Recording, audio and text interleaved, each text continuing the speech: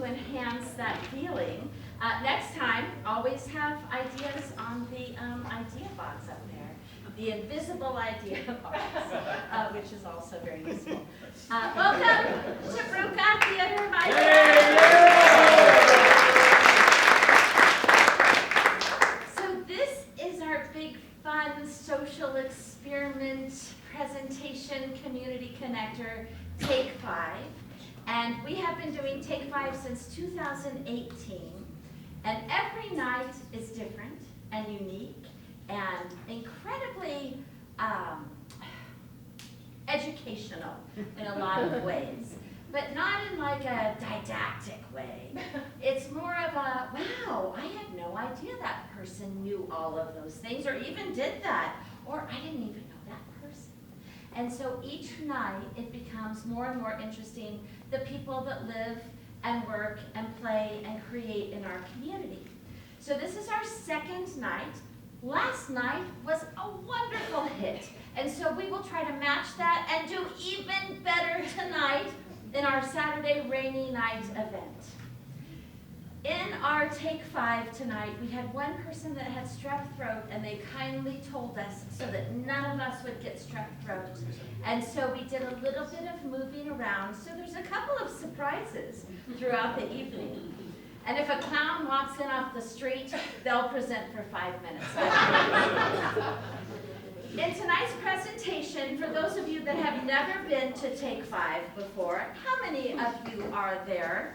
A couple, oh, look at that, a few of you. In our Take 5 presentations, we have invited people from the community that we know or that we have heard about and their different strategies or work or mastery to come in and present a 5-minute presentation about what they do. It's a how-to or the art of something. And so each of these folks are put to the test because they truly only have 5 minutes. We'll start the time, and when they come up, we'll talk about them a little bit because we love to gossip. And it's things that they told us to say, and then we'll add some stuff in. And after we do that, then they'll come up to the room, however it is that they like to start, and I will wave the arms, start, and my darling co-host, this is where it gets interesting. I thought, and Carrie has been hosting with me for a while. We've done this beautiful project together. And I thought it would be fun to rename us this year. And I renamed us the Martini Sisters. There's a big reason for that. Thank you. And I thought it would be even more fun to name us Ethel and Merman Martini. This all came in a dream. There were different names first, but those are the ones that stuck.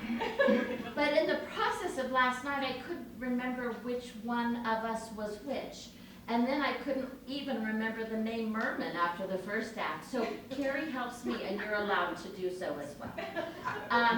Carrie last night was Merman, and I was Ethel, because that's my middle name. I should be able to remember that. But tonight we thought we might switch. So I shall call her either Merman or Ethel, and we are the Martini Sisters, and we're going to live up to our reputation. Long story long, thank you for that reputation. So tonight,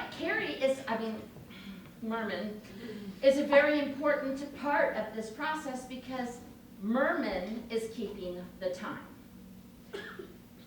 At the 5-minute mark, Merman will make sure that the timer has started. At 4 minutes and 30 seconds, Merman will make this sound.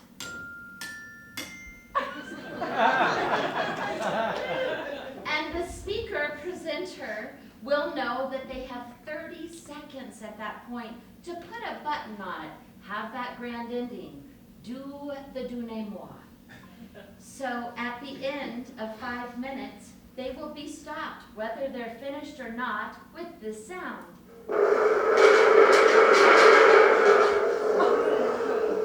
That's thunder from down under. And that, my friends, is the Take 5 process.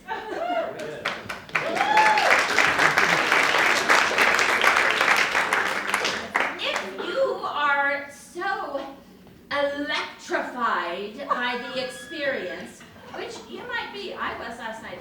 Sometimes I cry too, and it's okay. Be vulnerable. Some of this stuff is good, and when it's not, you can cry too. Or laugh. Some people asked if they could heckle only if it's part of the 5 minutes. They only have 5 minutes, so if all of a sudden they're over here and you start heckling, they have to deal with that. They're like, you just took a minute off of my thing. They can't go back. You never get that minute back. So that's going to be up to that presenter, and if afterwards they give you a spanking, that's up to the presenter. So those are the rules of Take 5. I think we shall begin.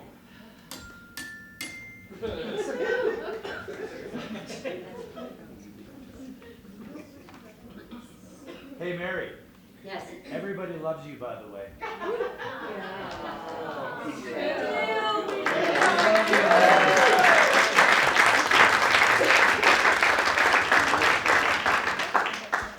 Did you guys hear some bad news? Because if you think you're going to stop me from drinking this tonight. Oh, I love you guys so much. Thank you. That's beautiful. We'll all be stuck in the ring together. All right, here we go. This is my second character. Ladies and gentlemen, welcome to Brüka Theatre's Take 5 presentation, Saturday evening, part 2. Tonight we begin our Act 1 with a splashingly wonderful presenter. Brandon Collins is thrilled to have been invited to participate in Bruka Theatre's Take 5 wildcard. Reno audiences may recognize him from GLM's original parodies, where he's played roles such as Chief Brody in Shark and Carl in Die Difficult.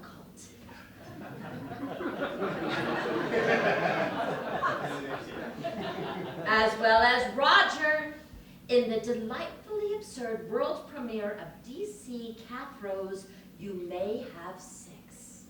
And most recently, Brandon took up the sword as Athos in Reno Little Theater's The Three Musketeers. He loves bringing humor, heart, and a few surprises to every performance, and can't wait to share this one with you.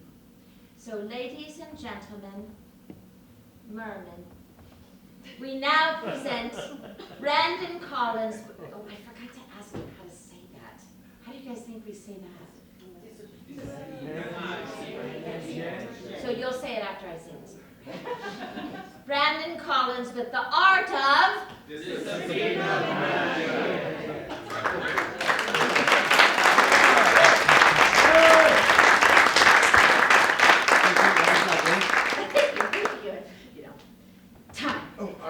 Before we get started, I need a volunteer to be my pupil, my protege, my student. Raise your hands. We don't have a lot of time. You right there. Hurry up. Let's go. What's your name? Andrew. Andrew. Brandon. Nice to meet you. Okay. First thing, pull out a deck of cards and we'll get started. Okay. Nope. Really? Yeah. Nope. You gave them the yet. Well, luckily I have. All right, good. Cards. Great. You can go ahead and borrow this for me. Cool. It's brand new, I swear. I just opened it earlier. Yeah, So open it, pull the two jokers off there, and shuffle it, please. While you're shuffling, I need you to ask the audience for a volunteer. So, Audience, can you get a volunteer? pick me. Who said that? Yeah. Whoever said pick me, come on. Yeah. Let's go. We only got 5 minutes.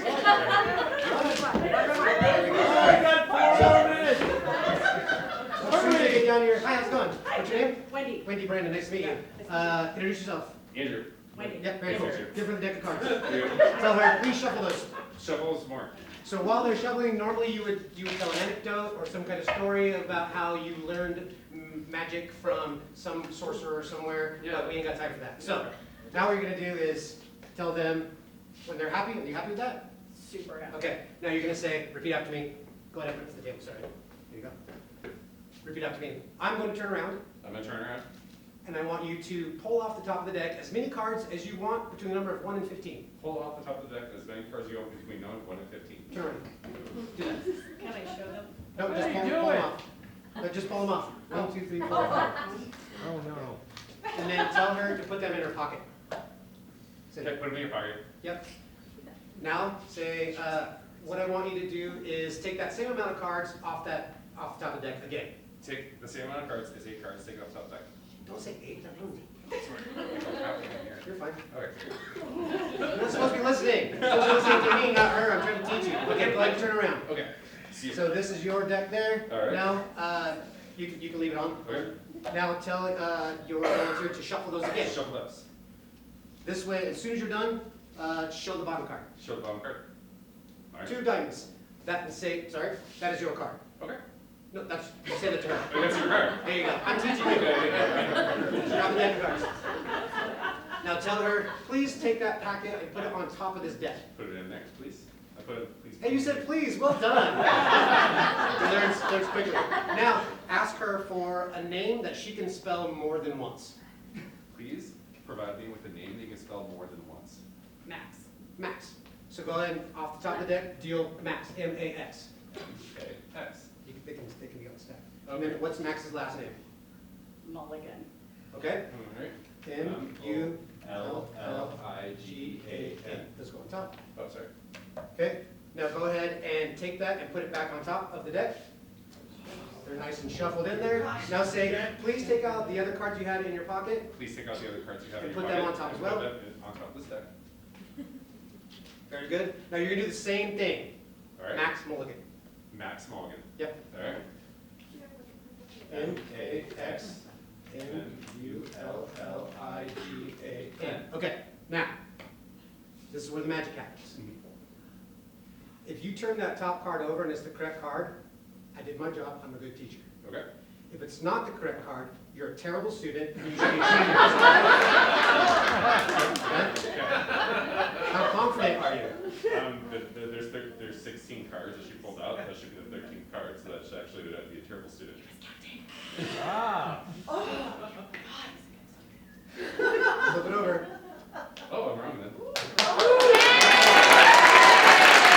So now what we're going to do is we're going to tell the audience to give your volunteer a round of applause.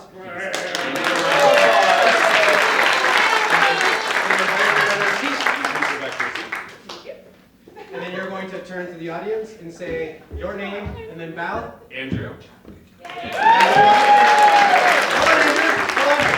Andrew. Andrew. You forgot your cards, my dude. Oh, thank you. Those are your cards. Have a good night. Thank you so much.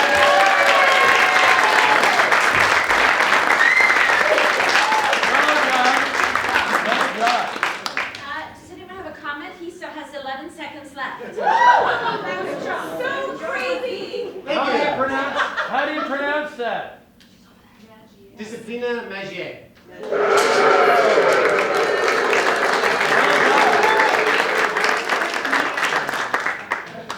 And poof, he's gone. Thus the intermission to get to know each other and pronunciations.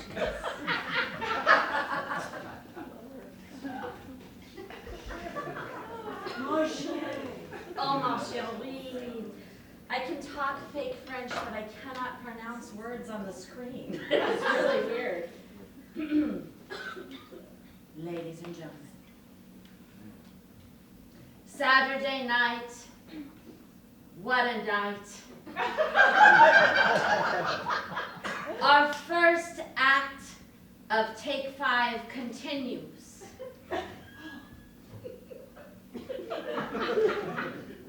With Shania Strader. Shania is a Like your name, remember?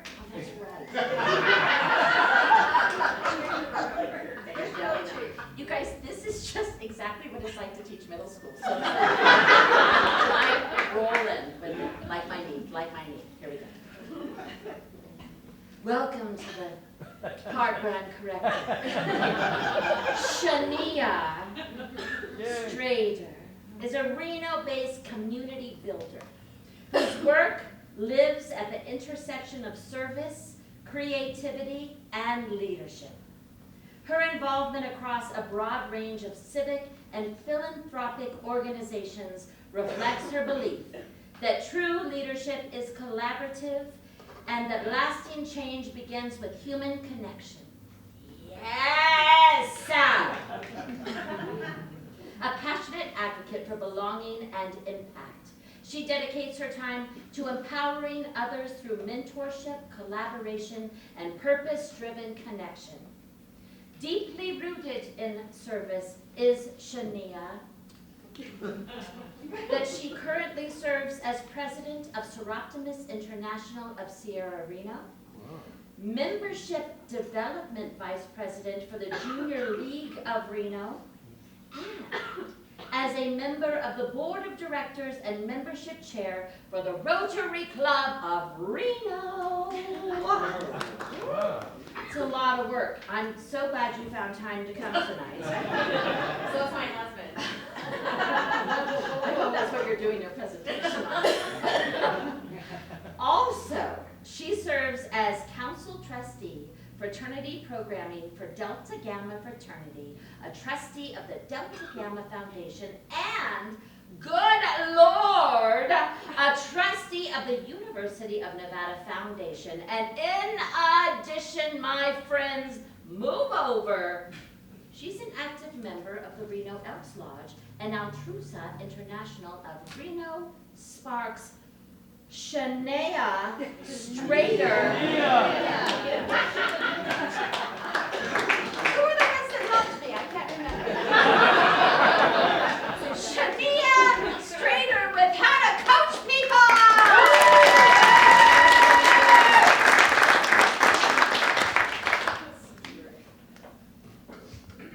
Is it time? Oh, sorry, I was reading. I'm so sorry. And All right. Well, I've been given exactly 5 minutes to tell you something that it takes most people at least 10 years or 2 mental breakdowns time to learn. So here we go. How to coach people without losing your sanity, your patience, or your will to live. Now, coaching people is an adventure. It's like being a human GPS, constantly recalculating, but with emotions, childhood trauma, and the occasional existential crisis.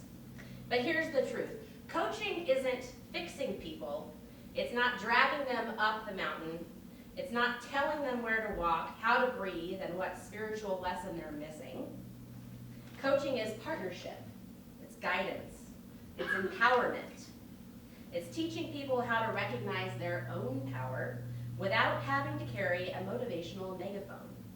Or as I like to say, coaching is helping someone build their own flashlight and then reminding them that it works even in the dark. Next slide, please. Every great coaching relationship starts with connection, and I mean real connection, not a polite head tilt and a how are ya? People will not let you coach them if they're not sure that you even like them. Or worse, if they think you're about to whip out a corporate feedback form. Start human and ask grounding questions. What's bringing you joy lately? What's been weighing on you? What do you wish people understood about you? These questions do something magical. They open people up, and they show that you're not here to judge, diagnose, or perform a surprise intervention. You're here to understand. And then the hardest part, listen. Not half listen, not active listening face while internally checking your text listening. Full, present, eyebrows involved, listening. And when people feel heard, they soften. And when they feel safe, they open. And when they open, coaching can actually happen. Connection cracks the door. Coaching walks right through it. Next slide. A great coach isn't a vending machine for advice. A great coach is a spark, igniting someone's own thinking. Ask questions that help people stretch their perspective. What outcome are you hoping for? What haven't you tried? If fear wasn't in the room, what would you do? These questions shift a person from panic mode to possibility mode, and you can literally watch it happen. Their posture changes, their eyebrows or their eyes focus, and the wheels start turning. Sometimes the right question does more than any answer you could provide does. Good questions create insight. Great questions create momentum. Reflection's beautiful, but if nothing changes, it's just deep thoughts with no follow-through. Coaching transforms when you move from ideas to action. Help people identify one step they can actually take, one realistic timeline, one support structure they can rely on, not a 27-step transformation plan requiring a whiteboard and 3 lifetimes. Action doesn't need to be giant. Sometimes the bravest thing that someone can do is take the next small step. A dream without a deadline is just a nap. Next. Feedback. I think I skipped one. Go ahead, one more. Make one more. I got real behind there. Feedback, where coaching either becomes a growth moment or a horror story. We've all gotten feedback that felt like an emotional mugging. But great coaching feedback is different. It's grounded, it's specific, it's kind, and most importantly, it's useful. Start with genuine strength. Here's what you're doing really well, and then shift to growth. Here's where you can level up, and I know you can. Great feedback builds people without breaking them. The best feedback doesn't bruise, it builds. Next. Here's the real secret. The best coaches aren't perfect, they're practicing. They're learning out loud, they're making mistakes openly, they're showing humility and humor, and when things get messy, they still show up. Because people don't trust perfection, they trust growth. When they see you try, adjust, stumble, and get back up, it makes them feel safe to do the same. And coaching isn't leadership from a pedestal. It's leadership from among the people you're guiding. You can't coach bravery if you're allergic to your own discomfort. If you remember nothing else from tonight, remember this. Coaching isn't about changing people. It's about creating the condition where people feel brave enough to change themselves. Start with connection, lead with powerful questions, move toward action, offer feedback that lifts, and grow right alongside them. Because when coaching is done well, people don't just get better, they get bolder. Thank you.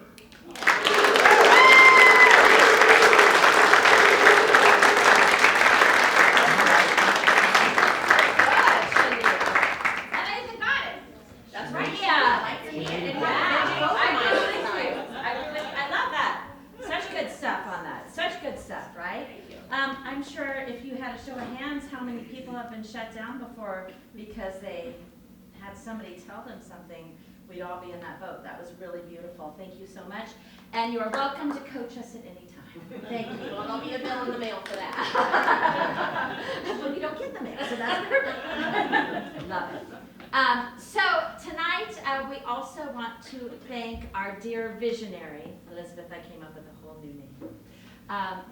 Years ago, in 2017, I don't know if I was right about that date, but it might have been 2016 actually that you moved here from Mammoth. Oh, no, it was 2008. Do you see why I asked? We're growing together. We're taking this lesson. Elizabeth started coming to the Bruka Theatre with her husband, and they supported and loved us, and Elizabeth wrote some incredible emails, and we started a wonderful dialogue and relationship with Elizabeth. Our board, Dolores, is here tonight as well, and it's been really wonderful. It is a growing experience, so thank you for bringing that up. And Elizabeth brought us the idea of Take 5, which the idea being bringing community members together to share their pieces in a 5-minute increment. And I shared this last night, but I will again, because Elizabeth brought us the idea, and many people bring ideas to different places, and they'll say, why don't you do this? And then you'll say back to them, that would be great, why don't you help? Because that's how it can work really well. And so we said, Elizabeth, what if you helped and you led us through this? And so she did. And she created this schematic of how to put this piece together that has been something that we continue to work with. We are forever grateful and appreciative of your idea, your vision, your willingness to help, and your knowledge of boundary and knowing when for you it was time for you to say, take it. So thank you, Elizabeth Tinney, for bringing Take 5 to Brüka and to our community. We appreciate you so much.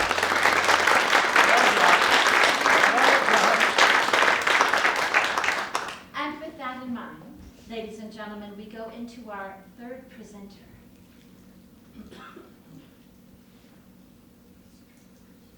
I hope I say their name right. Take a sip, take a sip. Oh, thank you. Almost forgot. That's good, that's good, that's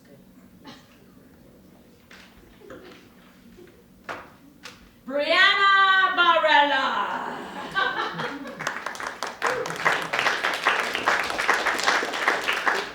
Brianna is a permanent makeup artist and owner of Moonlight Beauty in Reno, Nevada. With over 12 years of experience in the beauty industry, she's built her brand around the belief that true beauty begins from within.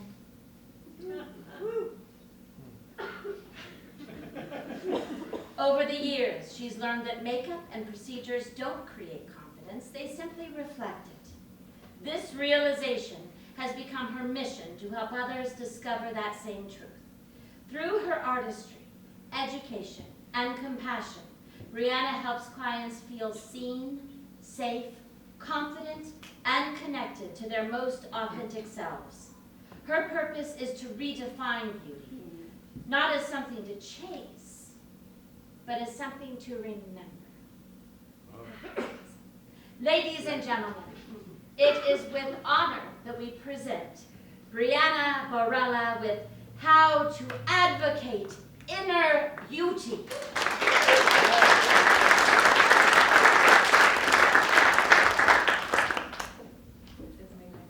Here, let me do a fun gesture for you so it can get all that energy swirling, swirling, swirling. Time. Hello, everyone. My name is Brianna Barella. My friends call me Bree. I am the owner of Moonlight Beauty. I think I mathed a little wrong. It's about 12 years in the beauty industry, and in that time, I've come to realize that beauty is something that we don't create, but it's something we remember. What I want to share with you today is my philosophy of ritual beauty, the idea that beauty is not surface routine, but a meaningful ritual of self-connection, healing, and confidence. Next slide, please. When people hear of the beauty industry, I'm sure a lot of us think of filters, filler, perfection, anything you can think of that is along those lines. But to me, beauty is a reflection of who we are in the inside, our stories, our resilience, and our light. That's inspired me to create Ritual Beauty, a more mindful approach to artistry that helps people reconnect with themselves, not just their appearance. Next slide, please.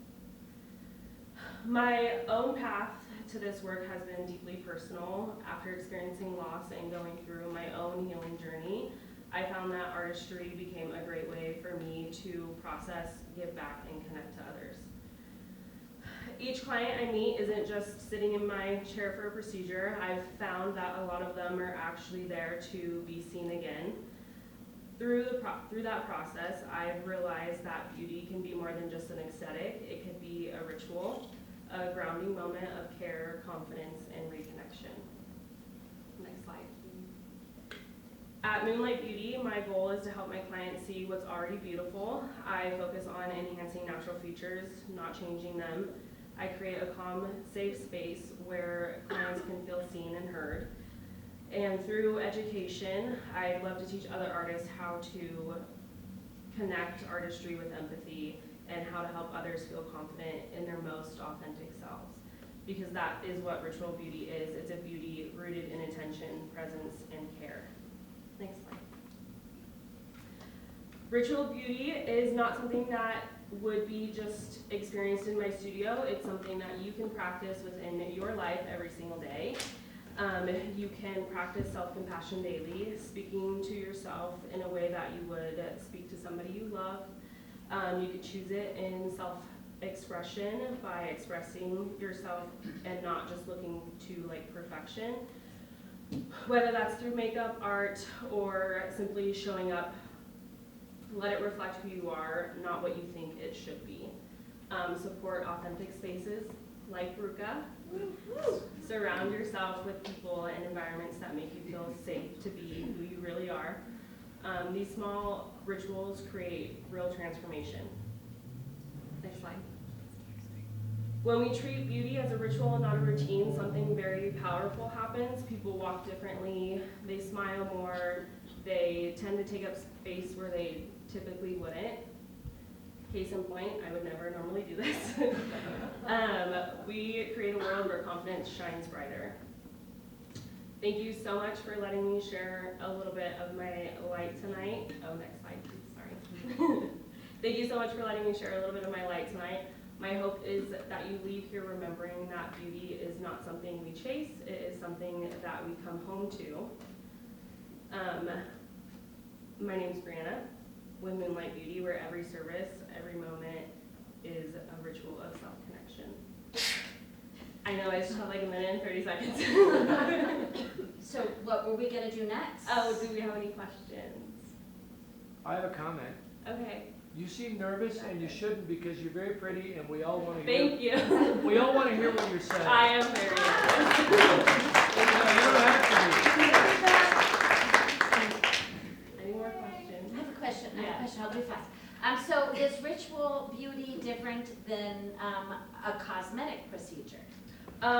Yes, so I would say that it's different in the sense of just making it more, 30 not seconds. just 30 seconds. Like mindful, not just like getting in the mirror and doing your thing, maybe getting in your mirror, doing your thing and saying affirmations, grounding your energy, those kinds of things. I actually do ground energy whenever I do my bride's makeup, so. Yeah.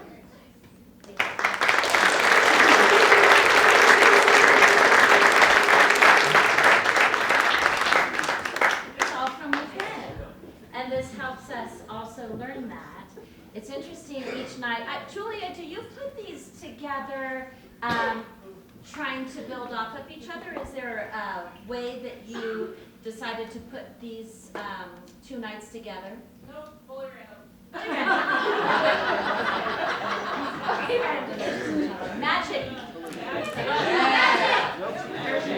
Thank you. Julia Butler and Christina Worthley worked very, very hard on putting this process together with, of course, the Elizabeth Tinney schematic, which I think we shall call it forever. Okay.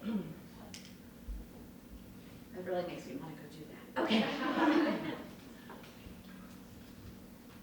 Next up, ladies and gentlemen, Ann Archer has helped Brüka for some time and is a giving, creative, wonderful community member. And we are blessed to have her in our space tonight, as she usually donates wonderful cupcakes to our opening night celebrations. For 17 years, Ann Archer has poured her heart into batch cupcakery. A proud single mom of 7 cherubs. 7. Not 6.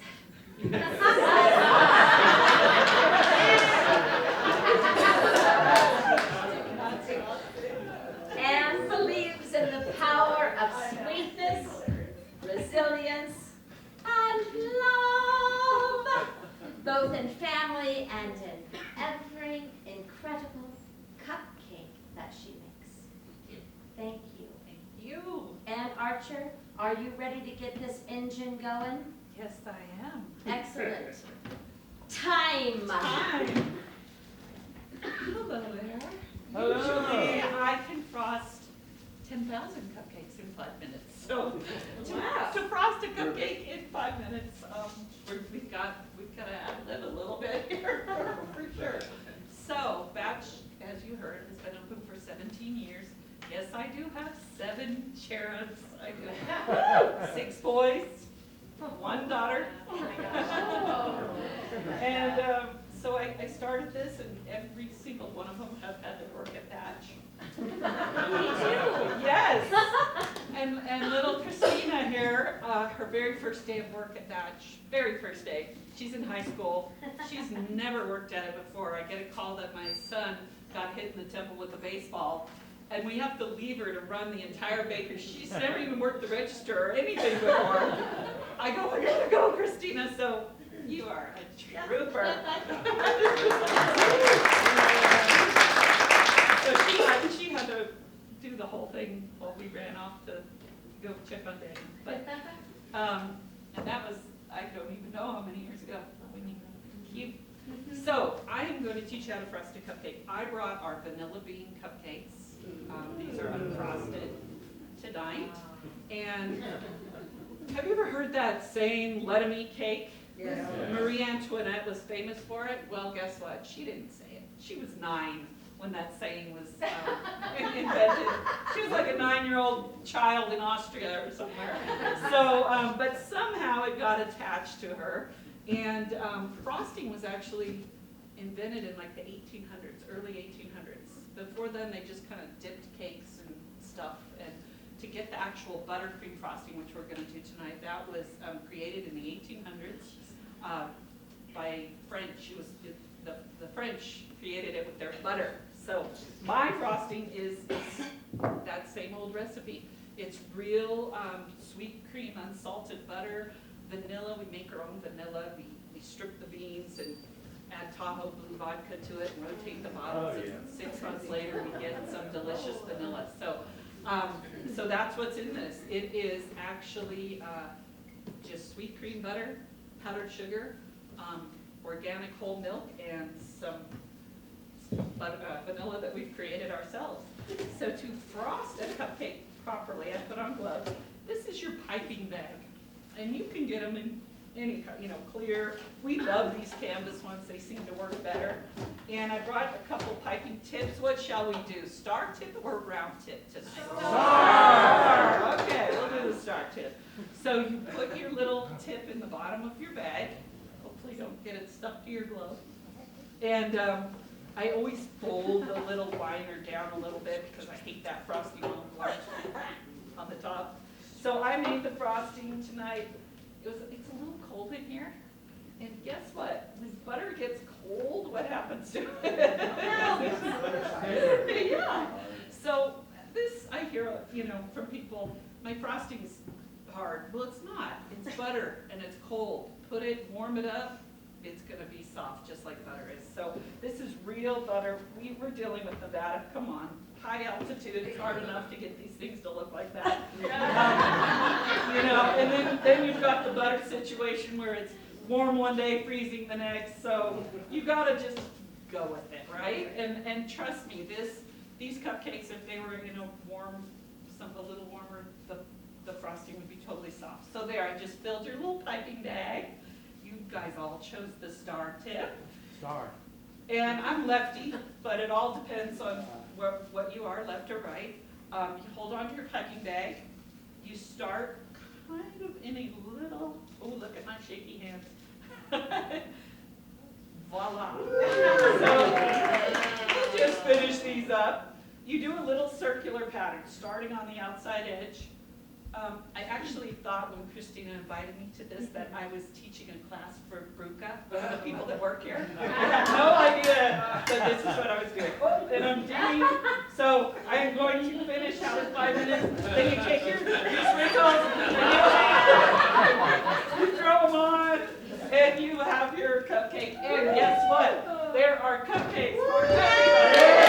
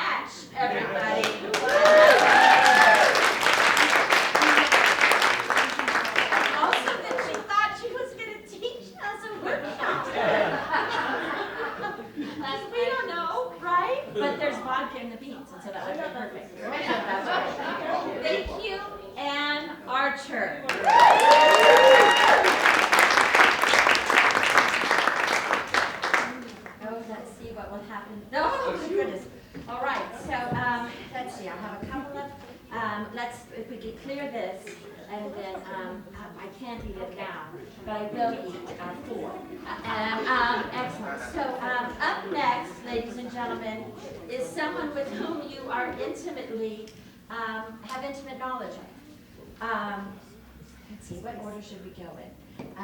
Christina, would you bring the small table out? Yes. As well? Thank you so much. Then I'll go into this character. Well, hold on. Let me go to the fridge. We have a fridge over here. If you ever bring in a pancake or something from lunch, let us know. There's a fridge right there. Okay. Just right here, Mary? Yeah, that's perfect. And there were some things on it. A little.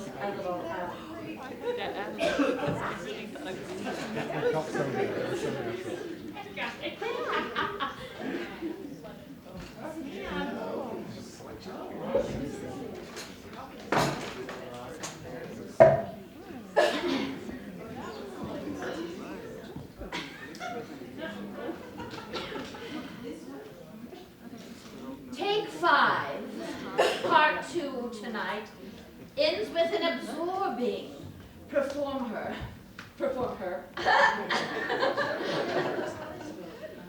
Born a long time ago under a full moon, the wolves were howling, and they knew why.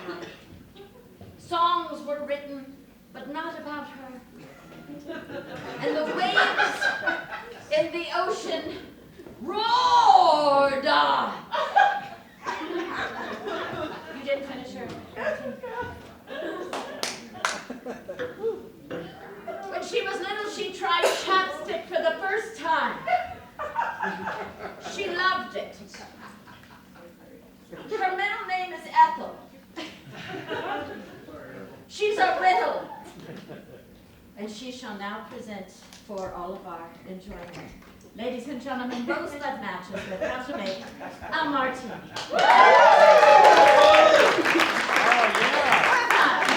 Okay. So, how are you going to eat and time me at the same time?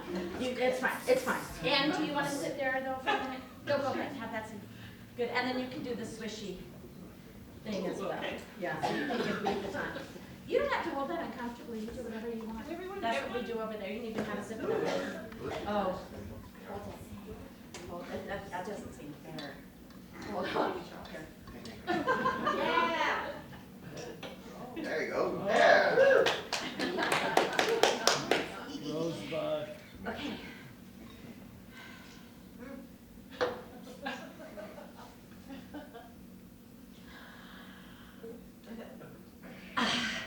Hi, everyone. My name is Mary Bennett, but I go by Rosebud Matches in times that I feel like I might get in trouble, and I don't want to get in trouble, but I do.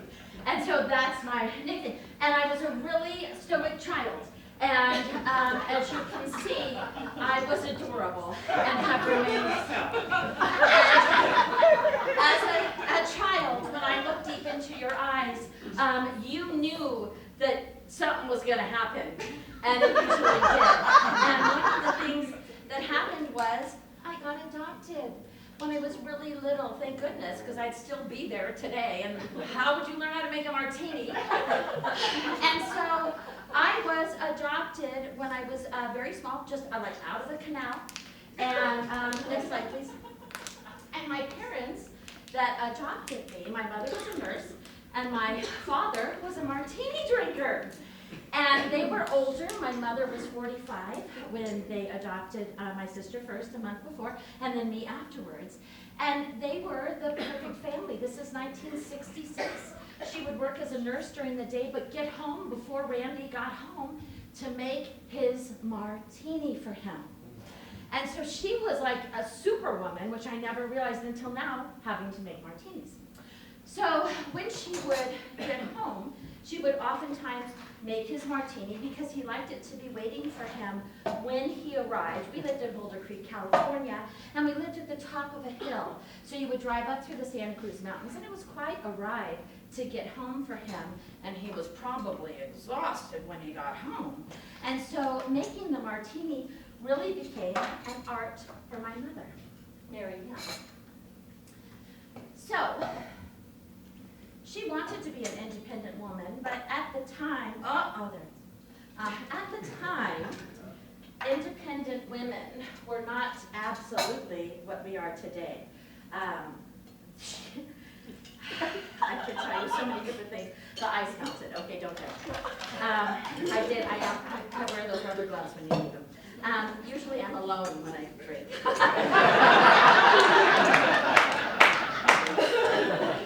So my love of martinis did come from my father drinking them when he got home from work, because we would go and we would sit on his lap and he would pull a little stone out of our ear.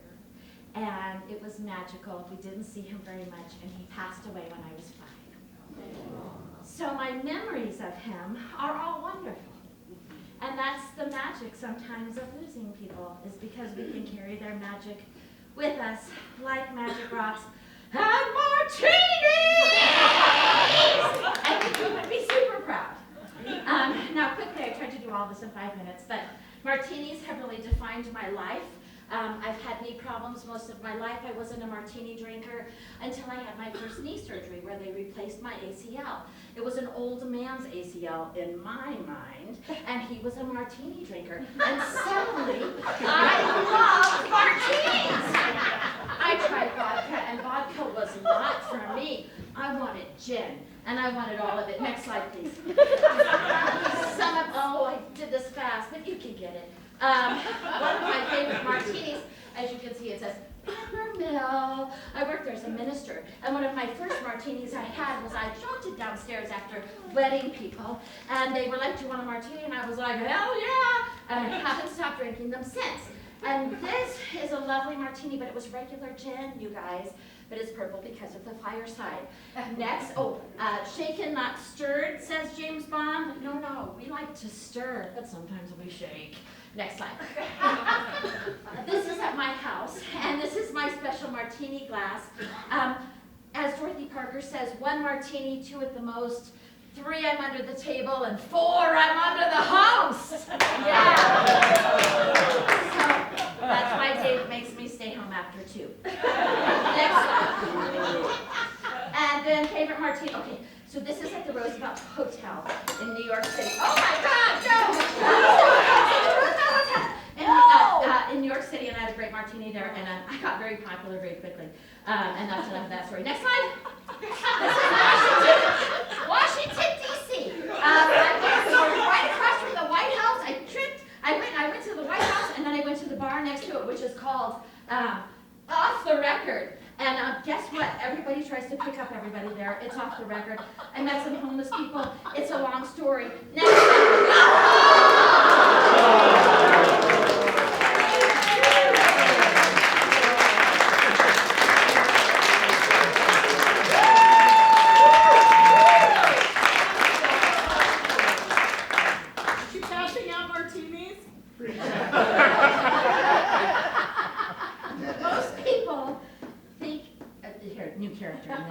And then it's okay. New character.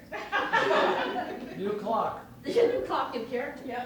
The woman that was just up here. But what I would like to point out is that some of the things she said are complete bogus lies. Starting with that name. What is that? It's like a patchwork quilt. But actually, it's a match cover. That she discovered as an actor because someone else had her name, but that's a different story all in itself. So sometimes rosebud matches, cheers. Sheepy. And I can't pronounce names, but I can put together a slide. Sheepy is the way that you greet people after you've had 3 martinis. Sheepy. So really the warning on the glass is this. Oh, and then we went to the Peppermill last night, and I made them put a martini in a to-go cup. That's part of the presentation, so yum.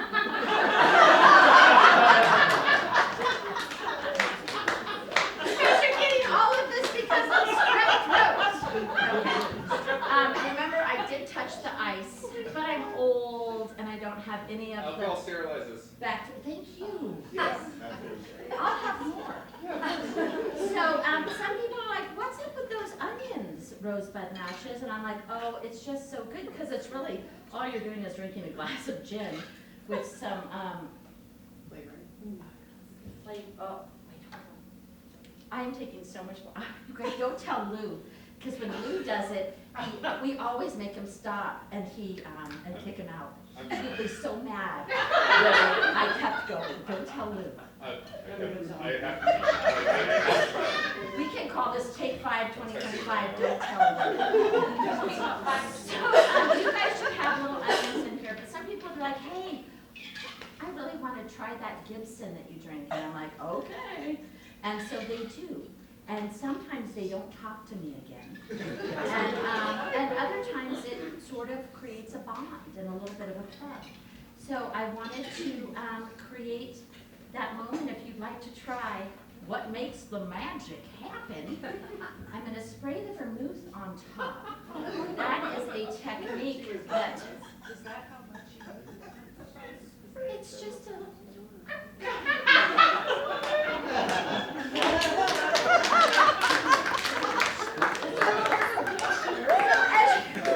As you go to intermission tonight, please feel free to try. This is what I'm going to do at Costco, actually.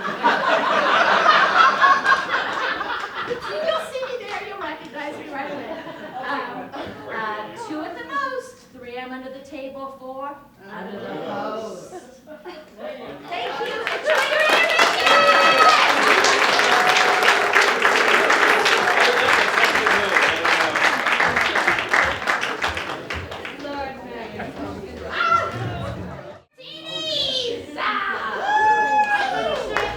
Good job. I'm proud of you. It is a lot to take in, and it's a revealing moment for many people. So thank you. Thank you for those who don't drink. Thank you for those who live your lives authentically. That is a beautiful thing. Every time we do Take 5, there's this undertone, subtext, beautiful thing that carries with us, right, of what we like to watch people, get to know them, and enjoy them. But one of the wonderful subtexts that I was able to get from all of you, and from the next people as well, we'll bring something else, is that authenticity and the kindness. You know, you can coach being a nice person, but keeping people to task. And so many things to learn and dwell on. So we appreciate you all so much. And now we go into the second act. Are you hot up there? Yes. Yeah, you are. So real. Thank you. It's the outfit. I dressed to strip.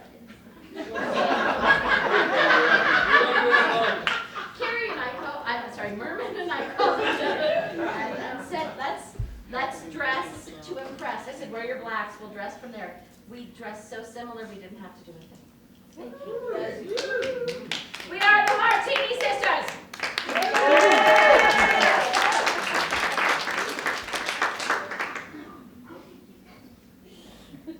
It's a day old martini and it's still really good. Good Lord. And if you have to walk out at any point, it's okay. But not yet, because we have some phenomenal people and friends also coming up. So it was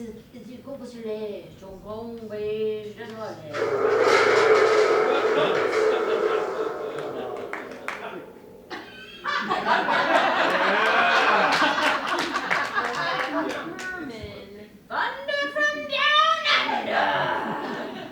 The second act of Take 5, Part 2 tonight begins with the divine Dave Santina.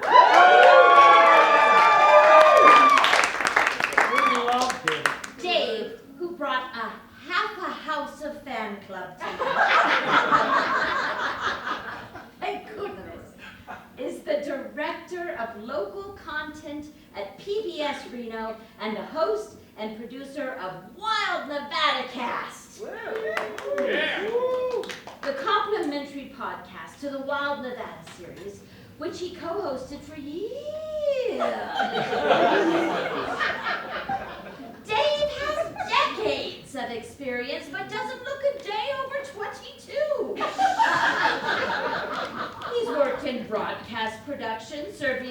behind and in front of the camera, although not very outdoorsy. I love it. I watched him on TV and he's outside, so I think it's funny. He's not very outdoorsy. Dave is grateful for the opportunity Wild Nevadans has given him to experience places that he otherwise would never have seen. I hope you told them that too. You're like, listen, I wouldn't even leave the house if it wasn't for this.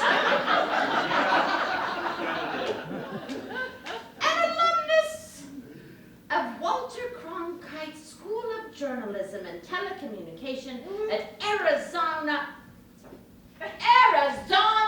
State University. Dave lives in Sparks with his wife Jessica and daughter Olivia. Ladies and gentlemen, Take 5 is proud to present Dave Santina with How to Be a PBS Travel Host. Are you ready? Ready. Time.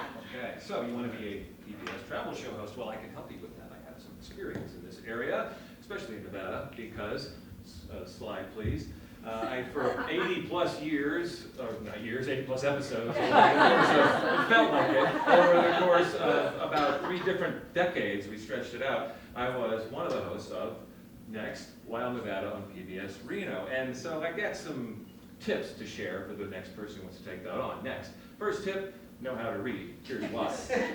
Next, before Wild Nevada, we had a game show going on there at PBS Reno, and the producer wanted someone who he was buddy with, who we thought would be a great host. So we went and found this guy, but he'd never been on TV, so we thought, well, we got to test him out and do a rehearsal. So we put him in a rehearsal situation, and about 15 seconds into it, we realized the guy couldn't read off of an index card, which is the whole job of being the game show host. So he got dumped, I got drafted into the job, and then because of that, I got offered Wild Nevada, and I was able to do that, which is fantastic. So I'm grateful, because if that guy could read worth a damn, I wouldn't be here tonight. So thank you to that guy. So tip number 2 is embrace the local customs. There are lots of different customs. For example, slide please, it's customary to not tell people where petroglyph sites are so you can protect them. It's also customary to not step on sacred ground like Spirit Mountain down in southern Nevada. There are other kinds of customs, not quite so nice. Next, in Austin, Nevada, the very first show we ever did, we spent the entire night in this bar, the International, shooting pool, drinking way too much, and we learned from the bartender a game called butt darts, which I will demonstrate now. We first had a strip of toilet paper fresh from the bathroom, a shot glass fresh from the bar, and a quarter, which will not stay fresh for long because you gotta clinch it and walk up this elevator. And then at the end of that, you try to drop it into the cup. If you can make it, you get a free drink. No one ever could, but I hit the rim, which to me means technically I think I won that. So, next up, tip number 3 is, it is not about you. Olivia is going to be my model here. She's my camera operator for this experience. People will come up to you if you're on TV and say, oh, I love your show. I learned so much from your show. It's not your show. There are a ton of people work on that show, and everybody else's job is harder than your job. Case in point, she's a camera operator. That is a toilet paper roll camera. But it's what she's framing me head to waist, and if we're on a trail somewhere and I'm walking and talking, and she's got to go backward with her eyes shut, looking only at me, there could be rocks, there could be a cliff, there could be all kinds of stuff there that she could fall. Shot glasses might be there. She could fall and hurt herself, twist her ankle, whatever. Much tougher, thank you, much tougher job than anything I have to do. Tip number 4, be dumb when you're young. Next, you might want to fall out of an airplane. You might want to rappel 3 levels down underground into a very, very claustrophobic cave with a guy who halfway down you realize you don't know as well as you should be going down there to do this, but you do it. Now, that's great, but when you get a little older, maybe you get married, maybe you have a child, and suddenly people care that you come home at the end of the day. And so you got to think about that a little bit, and it changes your perspective.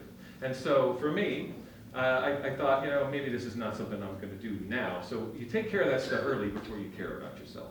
Tip number 5, keep it real. Switch that, please. And now this is 12 years of a hiatus. We did a long hiatus on Well, Nevada.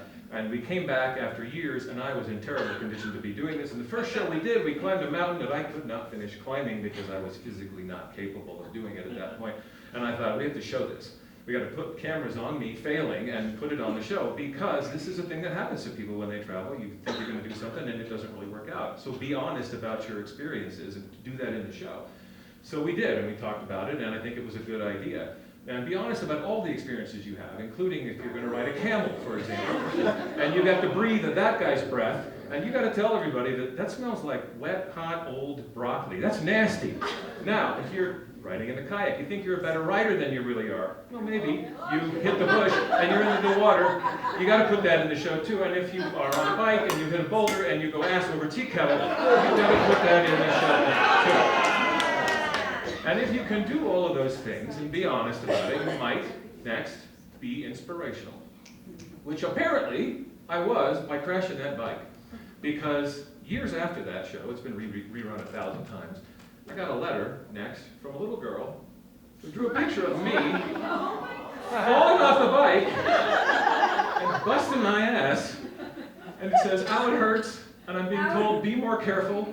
And the van we drove is saying, "Oh no." Oh no. I didn't do the game. All right, well, that's good. That was my last slide anyway. We're good.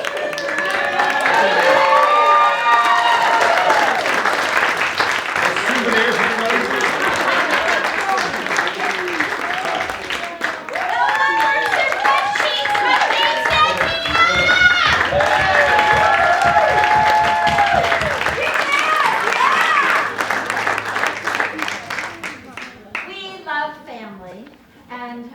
The Santina family very much. We all have a lovely history with them because they participate in our community and they want to keep it going and keep conversation happening and make it real. That was awesome. This game we need to play after. And without further ado, let me attach myself to the next contestant. Would be fun if they were contestants. Have another drink. Oh, give it an award. Was that my conscious? Did you guys hear that too? Okay, all right. No. Part of Act 2 of Part 2 of Take 5 is a lot of numbers. Jessica Santina presents next as an award-winning freelance writer and editor with over 20 years experience working in communications, media, marketing, and publishing. She specializes in covering education, the arts, and cultural topics. She has covered the local theater scene for the Reno News and Review since 2002. She received her BA in English from Emory University and her MA in writing from the University of Nevada, Reno. Her credits include ghostwritten books, articles in multiple local and regional publications, and professional copywriting. And sometimes she calls me and we get to talk on the phone.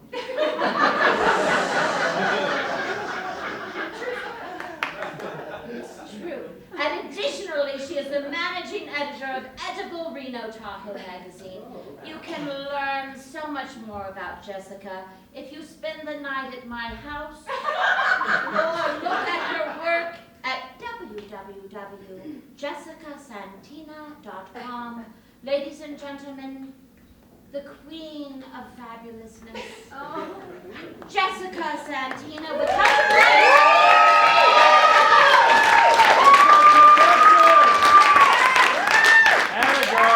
Okay, are you ready? Are you settled? Are you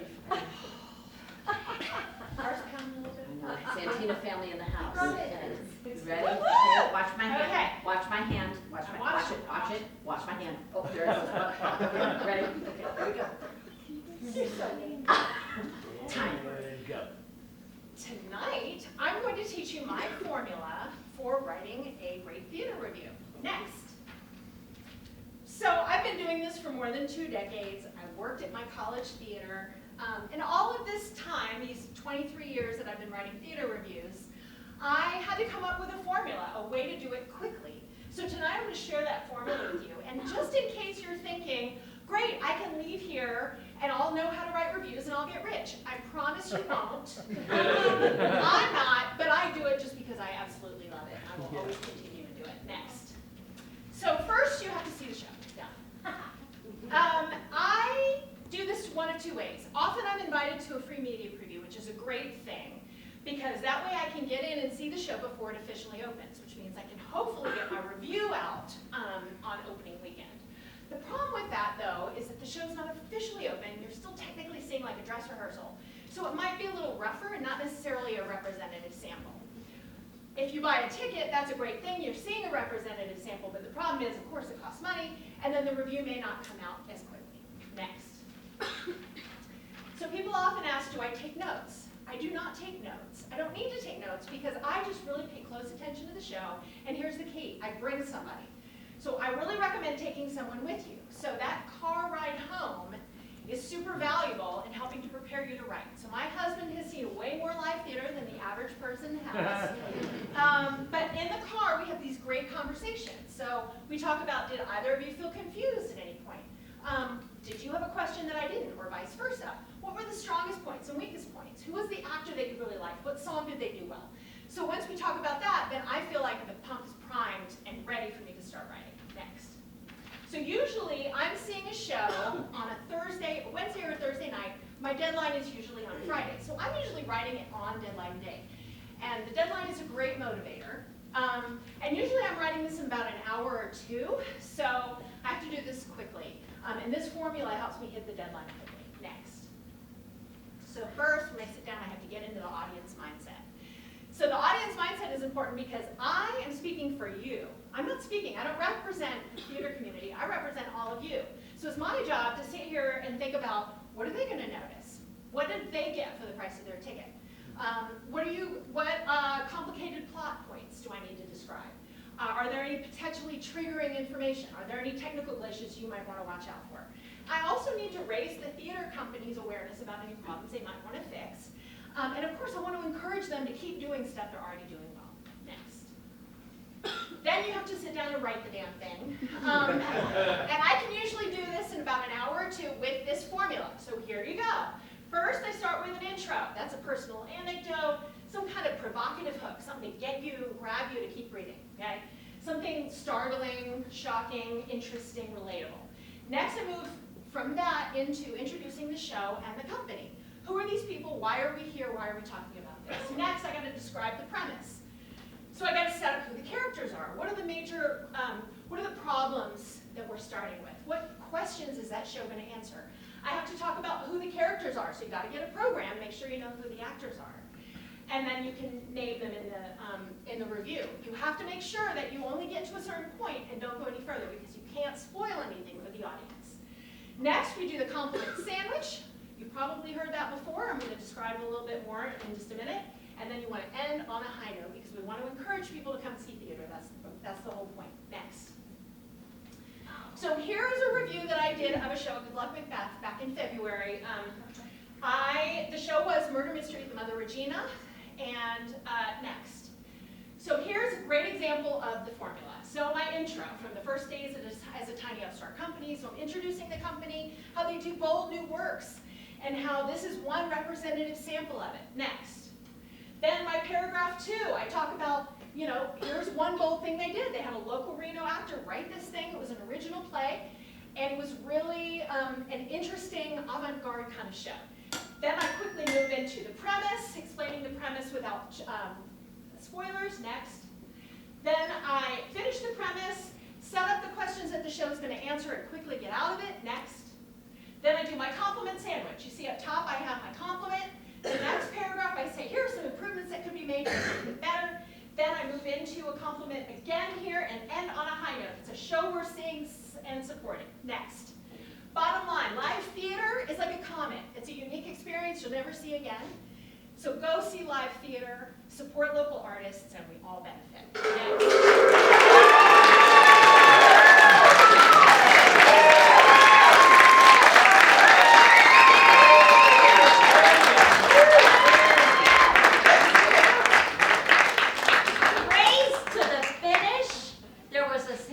making a love sandwich that you just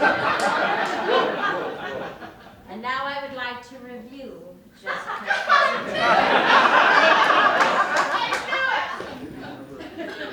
Okay, I found your quarter. Let me get it.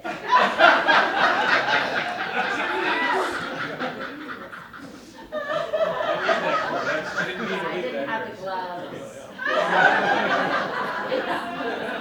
A quarter of a man, ladies and gentlemen.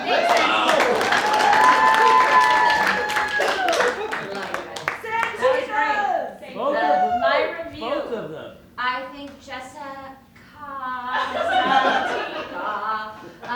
she truly had an arc with her presentation. She's an engaging performer, interesting to watch, made me want to know more. She ran the gamut of emotions from A to B.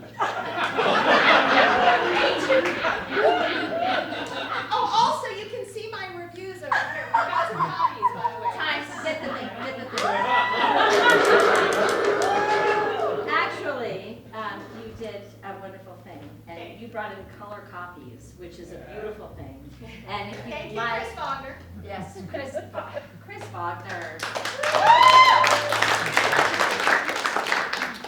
Keeping local journalism going no matter what.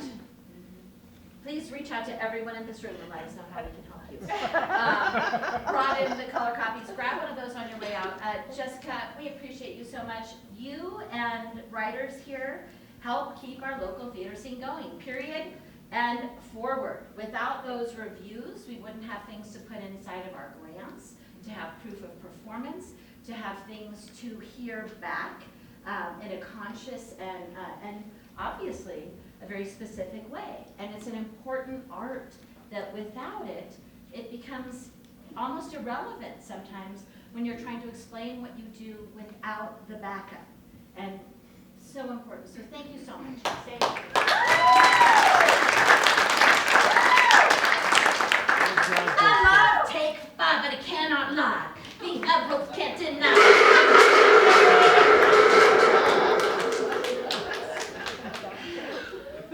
Time is so short up here. It's for that vortex, thank goodness. Merman, that's right, Merman.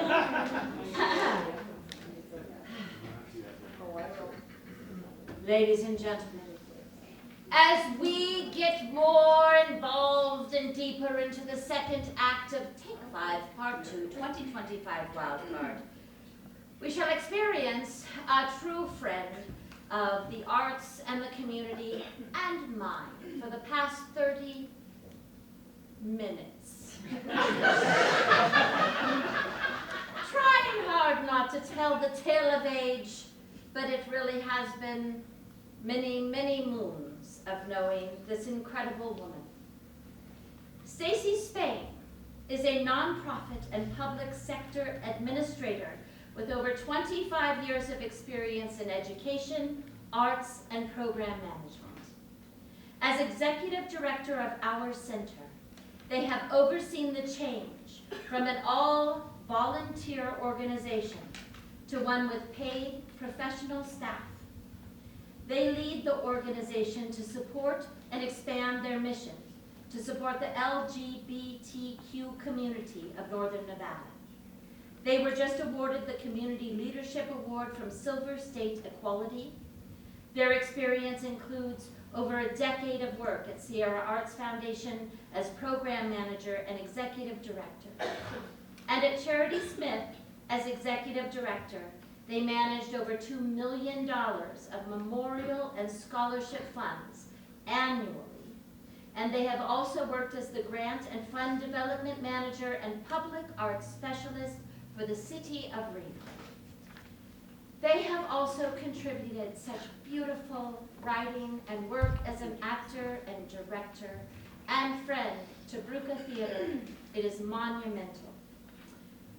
They work in theater as a playwright, director, and actor. It is our honor to present in the second act of Bruka's Take 5 2025. Stacy Spain, Hope is a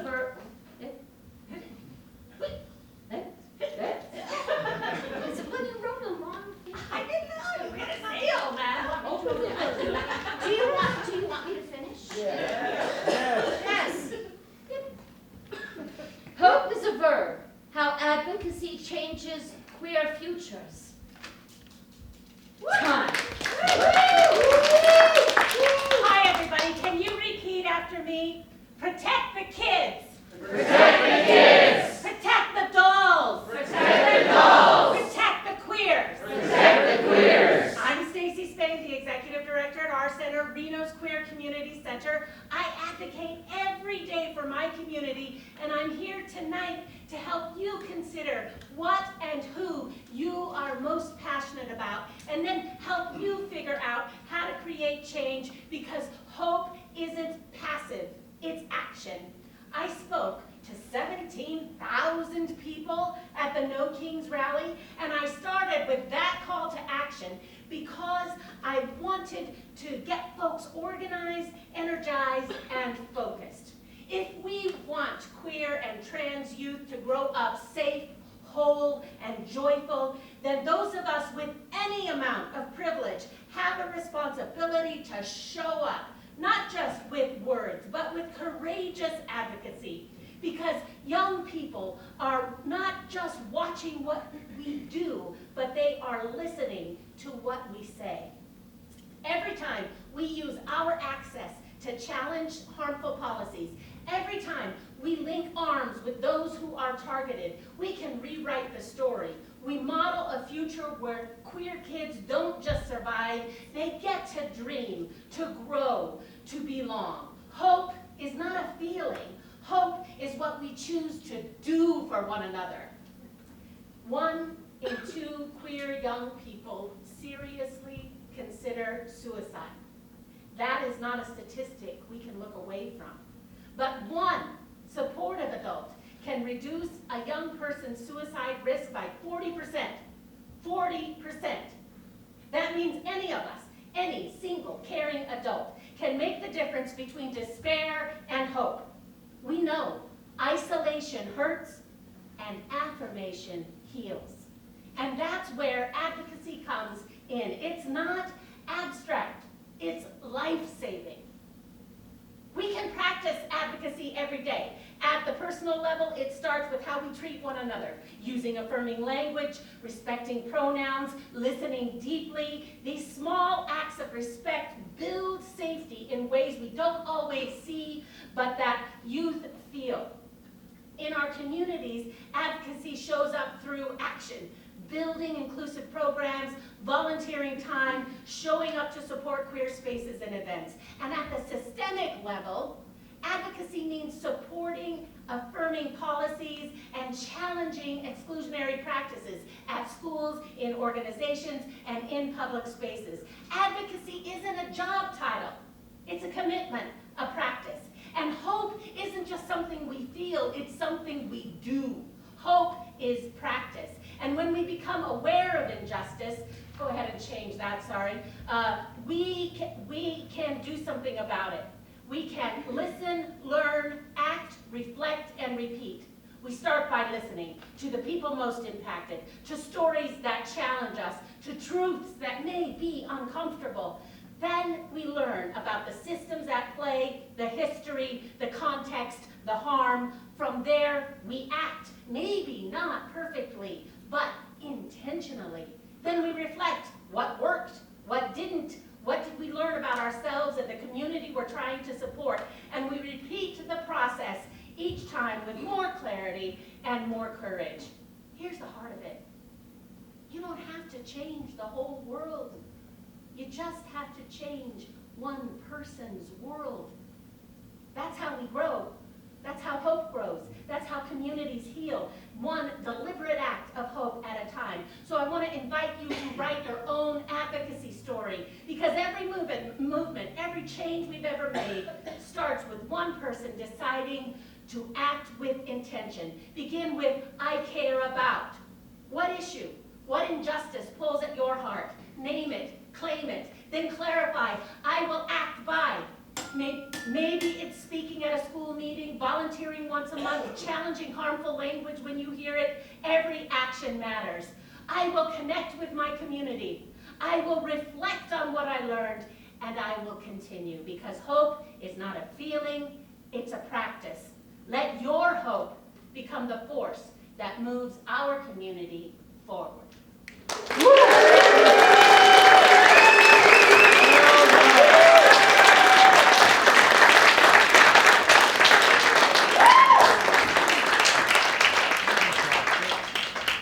Stacy Spain, Force of Fire. Yes. Fantastic.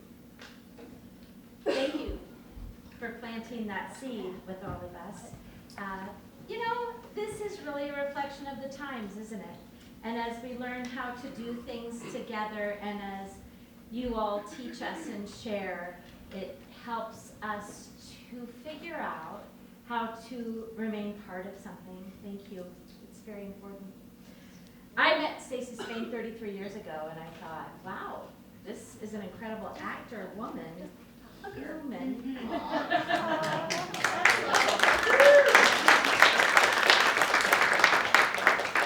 And you have remained so, and have fought the good fight, and fight it every day. Thank you. We are blessed by you. Stacy Spain is directing a show for us this season called The Lonely Planet, which will be coming in January to February, and is an exceptional piece of theater, and which is the only thing that you will do. And thank goodness for Stacy Spain. Thank you.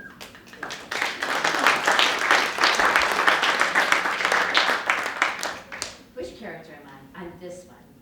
Because I'm so very thrilled today.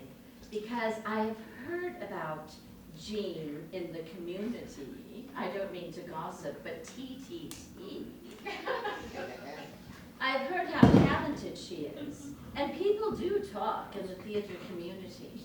And Jean has an incredible reputation. I know. So, it was so exciting when Jean said, hell yes, I'm going to be part of what you're doing.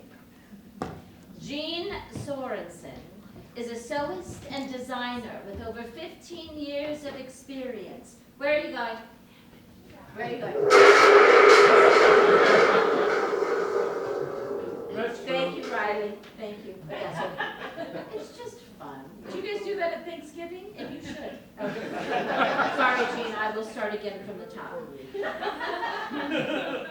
Jean is a sewist and designer with over 15 years of experience who is dedicated to making fashion more personable and more sustainable. She earned her degree in apparel, merchandising, design, and textiles from Washington State University, where she received multiple awards, including the 2022 Claire Schaefer Award for the most marketable design. Her undergraduate research focused on human rights in the fashion industry. Jean is here with us in Reno, Nevada now, and I feel we are blessed by her presence. I am so excited as part of Act 2 of Take 5, 2025, to present Jean Sorensen, The Art of Stitchery. Thank you so much. Hi. So I'm very excited to be here. Full disclosure, a little nervous, but I'm working through it. We can do this. We love you. Oh. Okay, so fashion stewardship and the dressing for body diversity. Next slide. Thrifting is kind of trash. I know. I'm sorry. We'll get through this together. So, here's what I know. Over-reliance on thrifting shifts responsibility for overproduction onto consumers instead of brands. Overconsumption breeds overproduction. A little on the psychology of why we're compelled to overconsume. There was a man named Edward Bernays, nephew of Freud. Not really important. The guy was kind of not so great. He is the one that connected our needs as humans to buying goods. So we need to make sure that when we're buying something, we are not buying belonging, esteem, and worth. Those are better satisfied elsewhere. Most donations don't stay local. Up to 80% of goods are exported or end up in a landfill. Sorry, my brain kind of needed to buffer. Exported clothing makes our overconsumption someone else's ecological nightmare. Those are real images. The second is from Ghana, and that is our clothing, along with Western Europe, that is built up in lands that they could otherwise utilize. Next slide. So, sustainability versus accessibility. Sustainability has often been co-opted by wealthy people as a lifestyle. They're able to shop at brands that are charging much more than standard retailers, and many people just can't afford it. And this is a problem because accessibility shouldn't be a barrier to living more sustainable lives, especially when it comes to clothing. Not only is it difficult for large portions of the population to afford sustainably made clothing, many brands with sustainable offerings cap the sizing at around size 12 or extra large. There are some markers of quality that you can look for when you are thrifting, or to be honest, I'm a big fan of Old Navy. They're size inclusive, and their clothes can be very good quality. Some markers of quality: try and go for natural fibers. Those are going to break down easier in the landfill once they are done with their life. When they start to get threadbare, no exposed raw edges. Light does not show through them. And unless it is an inherently lightweight fiber like silk, the garment has some weight to it.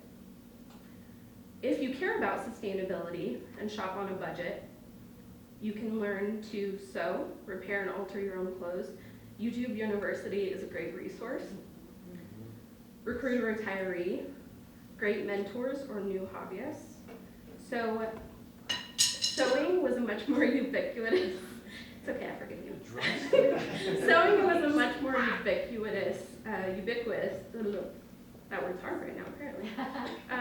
It was a much more ubiquitous hobby in older generations. And I've found through everything that I've learned is that many, many, many people from older generations are so happy to share their craft. You can find a local sewist, invest in function and longevity. Sewing is a highly technical and skilled profession, but it is largely undervalued due to its association with women and immigrants. Consider this when paying for something sewn. I'm a sewist. I do offer these services. Next slide. Clothing, accessibility, and self-expression. Exclusion from fashion impacts self-expression and confidence. Clothing is a form of identity, not just function.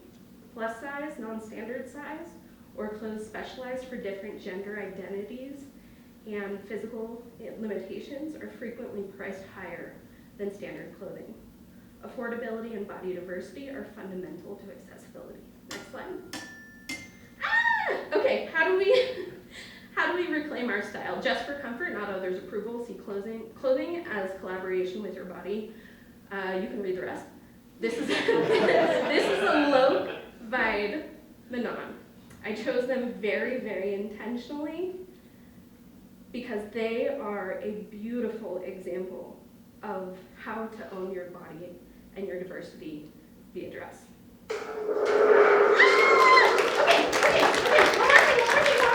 Clothes mean nothing until someone lives in them. Marc Jacobs. Well,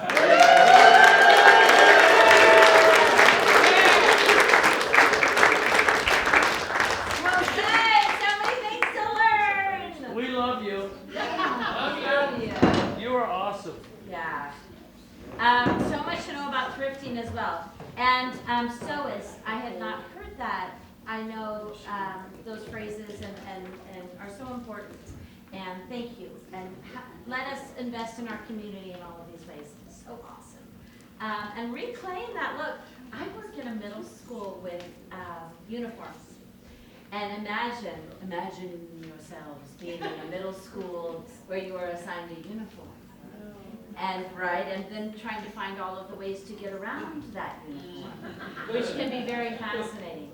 But then when you see the kids in the outside world, outside of their uniform, and then you really get to see who they are, is an amazing thing because we represent, don't we? We bring all of the lovely and the fashion and all of the things. Thank you so much, Jean. Awesome, awesome, awesome.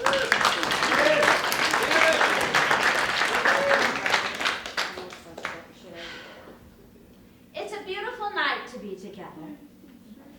And as we have such an incredible staff at the Bruka Theatre in northern Nevada, it's grown together, and we do grow together.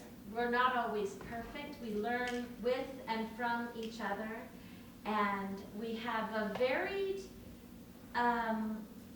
scattering of ages, which I really love, because there is so much to understand about the world, and sometimes we understand it from our age. I understand from my age, but don't always understand it from those other places.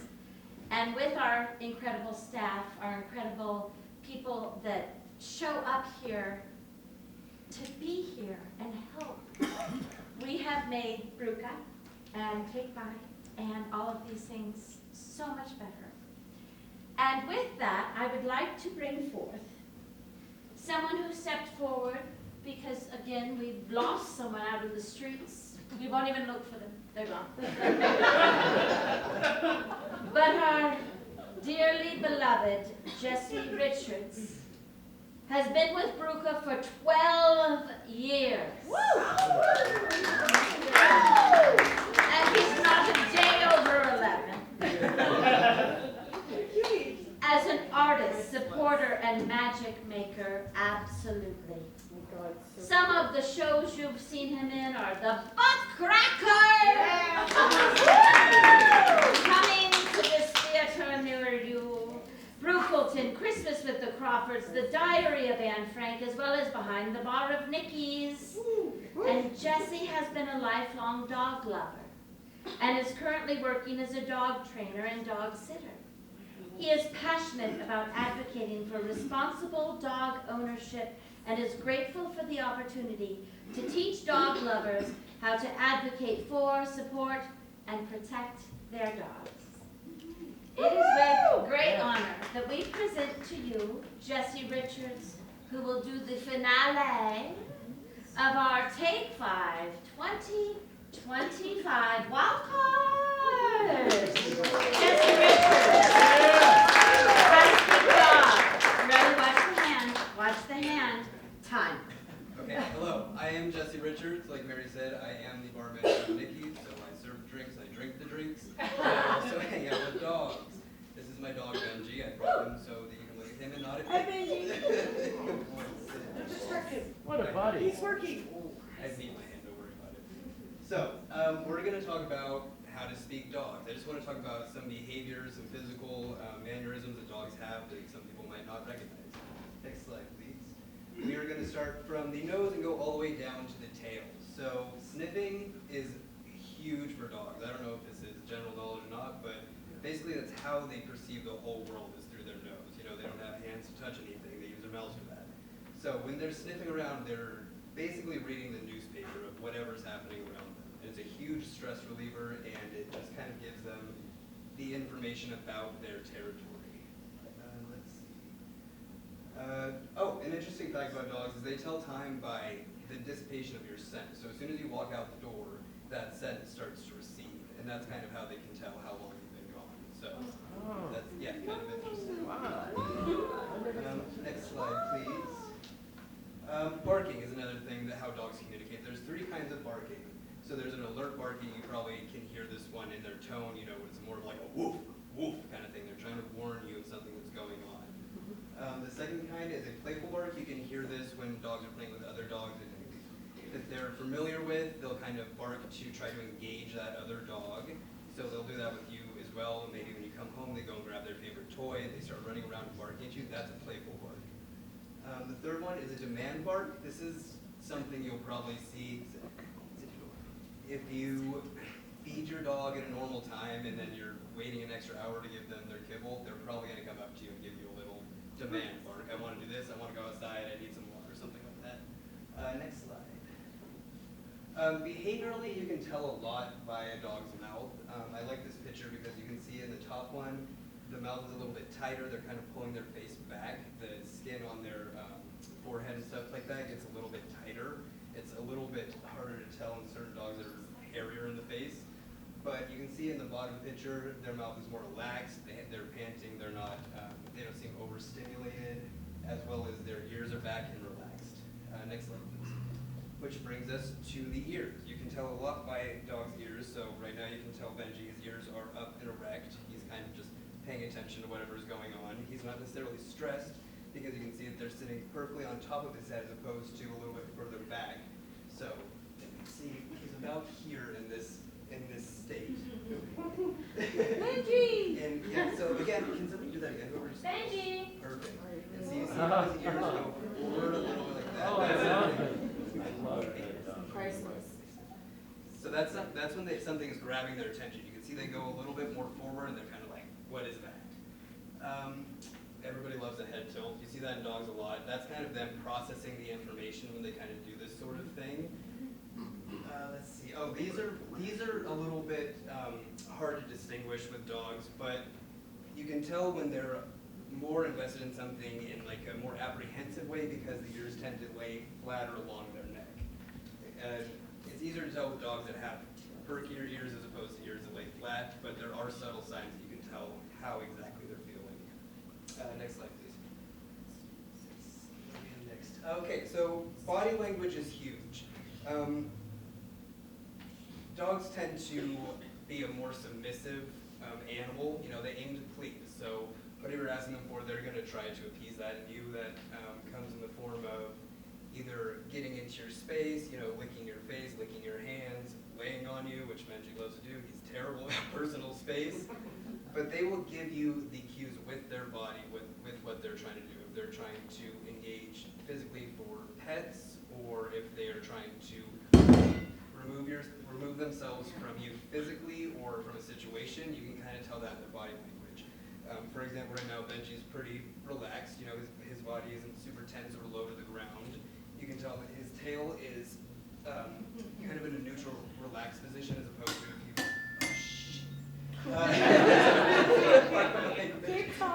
Extra time. I know. Extra time. Like I said, physical attention, if they're trying to come up to you and get your attention by pawing, by licking, by doing those things, that is the invitation for you to then engage with that animal. But they will tell you if they don't want to be touched. Next slide, please. So the tail behavior, like I said, his is in a more relaxed, super neutral position right now. When dogs get more excited, they tend to go up and rigid if they are looking to start a fight. So that's just something to look forward to. And it's super, super important to pay attention to the subtle signs of your dog because they will tell you exactly what you need to hear. Okay.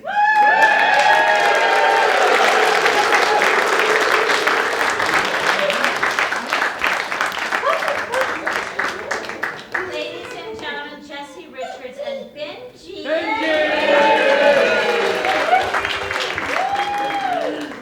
And as well, we all learned by example when Jesse's tail got really rigid, it meant that Jesse only had 30 seconds left. All of our tails got rigid, except for Dave Santis, when he dropped his quarter and won the prize for tonight. Maybe, if you are, that is my French for the evening, mais oui. If you are still here and you are a Take 5 participant, would you please come up on the stage with us tonight?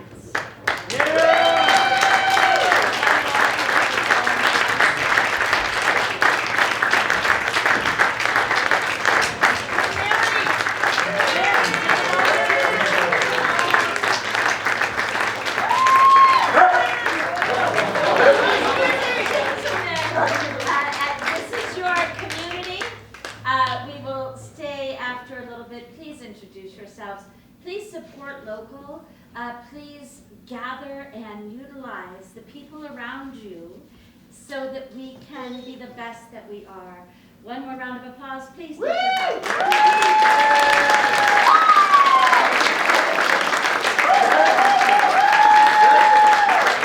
thank you all for coming to the Brüka Theatre. Up next is the Butt Cracker. We hope that you will crack a butt with us this year. go quicker because you're coming, and we still have almost a full season of theater. Support local. We love you. Thank you for coming to Brüka tonight.